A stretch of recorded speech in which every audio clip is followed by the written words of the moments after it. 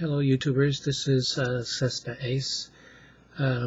This is a video response to a video done by NoSocialAnxiety on anxiety disorders, the manifestations of those disorders, coping mechanisms, and how those relate to each of us on a personal level, those who watch her videos. Now, when I first watched her video, because of all the stuff I've been having to deal with on YouTube, I decided to only make a text response. But then I saw a really great video response done by Joe Beebe, and he gave me the courage to go ahead and do my own. Ever since I was a young child, I don't know how old we were. My dad was in the Army, and we were all Army brats, and we moved around every 6 months to a year. In fact, I lost track of how many elementary schools I went to after about the 4th or 5th one. As a result, I was always the new kid in class. And as a result of that, I was always being bullied. Now, initially, my way of dealing with that was to internalize everything, and became very shy and introverted. And that went on for a while, and then I started doing, as Emily mentioned,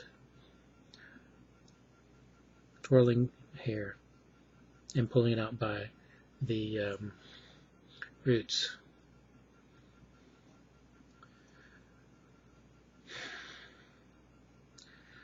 After many, many years, I have overcome that. And how I overcame it was a cognizant thought process that I had.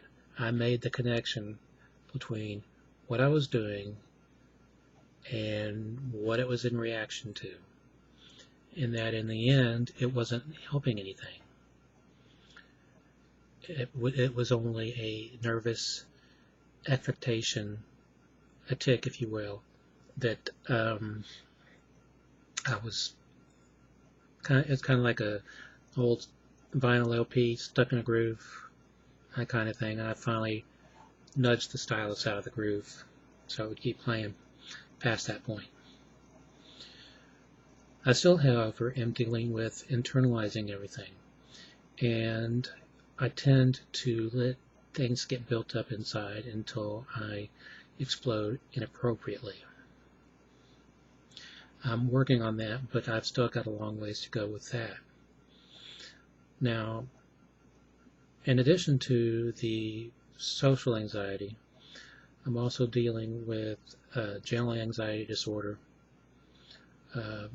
diagnosed, panic attacks, diagnosed, although believe me, you suffer from panic attacks, you don't need a diagnosis. But I was diagnosed. And clinical depression. Now, I'm on medications for all those things, and I am told that I will be on medications for all those things for the rest of my life. So the best that I can do is to work on things at a cognitive level. Cognitive behavioral therapy. Now, ever since I've been on YouTube, I have met some really, really great people, which is why I'm still here. But I've also run across jerks who get their jollies going around telling people lies about me. And quite frankly, I am sick to death of having to defend myself against these people who have no life.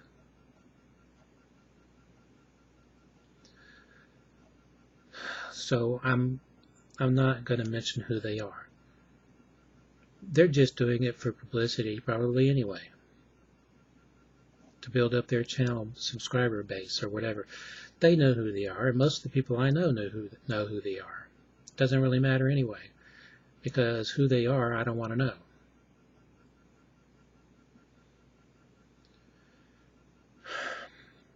starting to get worked up.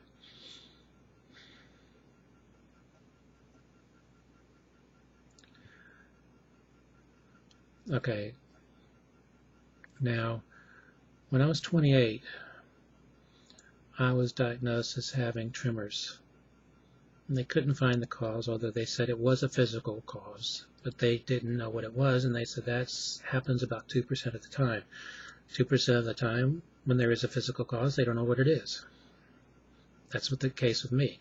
They treat it with seizure medication, which helps. But any kind of stress exacerbates it. And so because of the... Now, Emily mentioned drug abuse. I don't think I abuse drugs. I certainly don't take anything that's illegal. But even my prescription drugs, I'm very careful with. But there were a couple instances where I was being bullied fairly badly. And I took more than I should have of the seizure medication because my hands were shaking so bad I couldn't hold anything. And that was dangerous. Now, these people don't understand that. They don't understand that actions have consequences. Their actions have consequences. Now, had I died from taking too much seizure medication, which is a possibility, would they even care?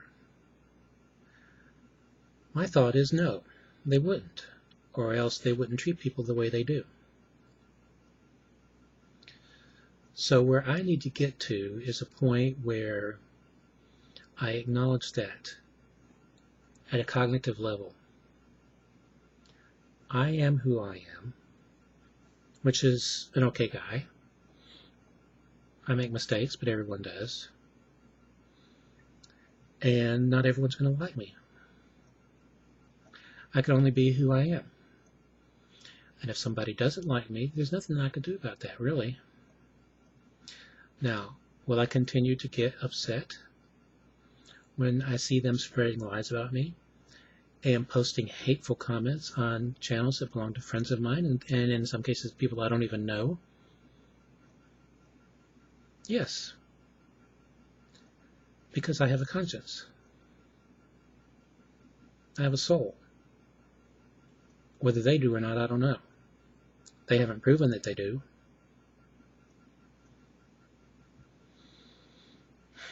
Okay, I'm trying very hard not to get worked up. And I'm not too sure I'm succeeding.